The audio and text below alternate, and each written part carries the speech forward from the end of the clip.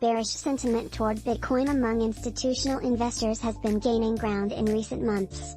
This was propelled even further by the crash that rocked the digital asset back in mid-June.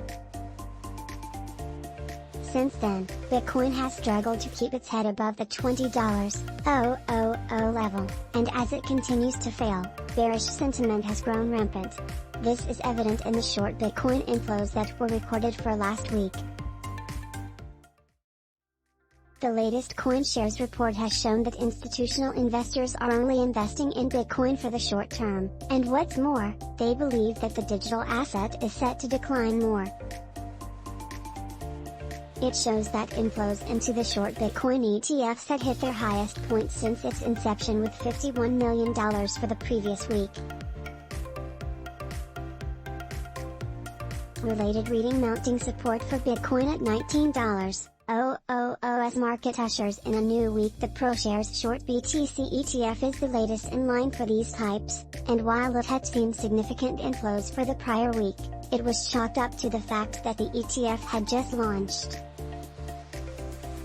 However, last week has put into perspective how institutional investors are viewing Bitcoin going forward.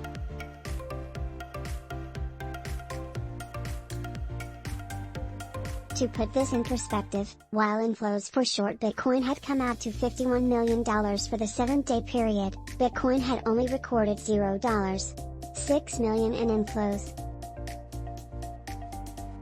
The digital asset had narrowly missed recording another week of outflows with one of the lowest inflows ever recorded.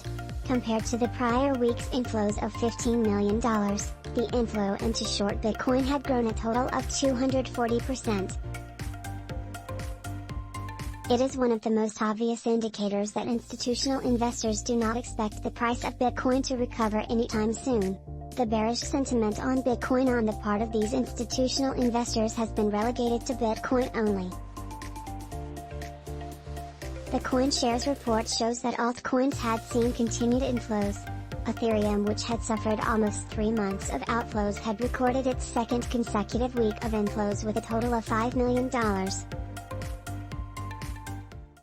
Other altcoins such as Solana, Polkadot, and Cardano, all competitors for Ethereum, also recorded inflows.